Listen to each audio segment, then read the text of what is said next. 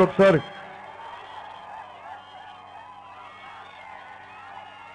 బసవ భాస్కర్ రావు గారిని అడగండి, నేను వారితో ఏం మాట్లాడాను. ఏ పార్టీకి వెళ్తే మీరు మా పార్టీకి ఎంత ఇస్తారు విరాళాలు, ఎంత డబ్బులు ఇస్తారని అడుగుతారు. నేను అడిగింది మీరు మా జన సైనికులకు కానీ న్యూజివీడికి కానీ మీరు ఎలా నిలబడతారు, అది ఒక్కటి చెప్పండి సార్, నాకు అంతకుమించి మీరేం చెప్పలేదు. రూపాయి అడగలేదు, నేను రూపాయి అవసరం లేదు రాజకీయాల్లో నాకు. నేను కోరుకుందల్లా పెద్దల్ని, భాస్కర్ రావు గారిని, బసవ భాస్కర్ రావు గారిని న్యూజివీడికి సంబంధించి అందరూ నిర్లక్ష్యం చేశారు. ఆయనకి చేద్దామన్న తపనున్నా కానీ వ్యవస్థ సహకరించలేదు. ఆ సహకరించే వ్యవస్థ జనసేన ప్రభుత్వం ద్వారా వస్తుంది, అది మీకు అండగా ఉంటాను. అంటే నేను రాజకీయాల్లో డబ్బులు లేకుండా రాజకీయం చేయాల్సిన అవసరం ఉంది. డబ్బుల్ని పెట్టుబడిగా పెట్టి డబ్బులతో రాజకీయం చేస్తే అది వ్యాపారం అయిపోయింది. ఆ వ్యాపార ధోరణి మారాలి. అందుకే నేను రూపాయి పెట్టుబడి లేకుండా రాజకీయాల్లోకి వచ్చాను. నా పెట్టుబడి నా పెట్టుబడి అంతా నా జన సైనికులు, మా యువత, మా ఆడపడుచులు. వైసీపీ నాయకులు జగన్మోహన్ రెడ్డి గారు చూడండి, 5 మందికి టికెట్ ఇస్తా ఉంటారు, అందరి చేత డబ్బులు ఖర్చు పెట్టేస్తారు. మొత్తం ఆయన రోడ్డు యాత్రలన్నిటికీ ఎవరు డబ్బులు ఖర్చు పెడతారో ఒకసారి ఇల్లు ఇంకోసారి వాళ్ళు పెట్టి టికెట్ ఒకరికి ఇస్తారు.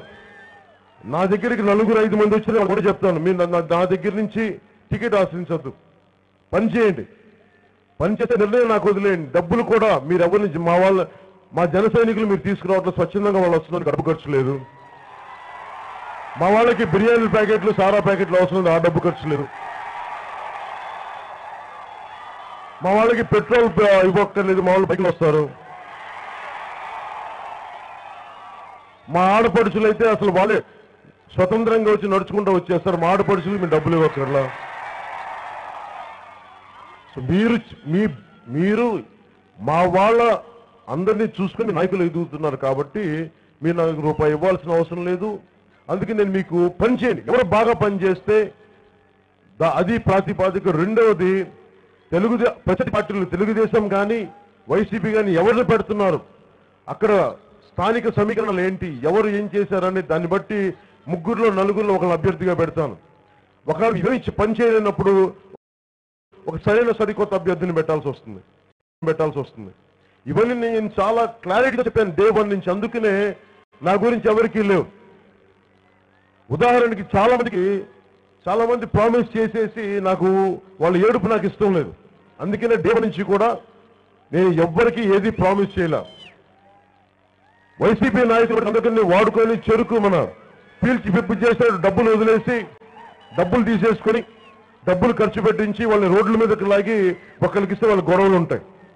నేను మొదటి నుంచి చాలా చిత్తశుద్ధితోటి ఒక క్లారిటీతో వచ్చిన రాజకీయాల్లో. దేనికి అంటే నేను మీకు 25 కేజీలు బియ్యమో 2,500 రూపాయలు డబ్బులు పడేయడానికి నేను రాలా. మీ 25 సంవత్సరాల భవిష్యత్తు, ఆ తర్వాత మీ బిడ్డల 25 సంవత్సరాల భవిష్యత్తు నేను ఒక మాట మాట్లాడతాను, ఒక పబ్లిక్ పాలసీ ఆలోచిస్తాను.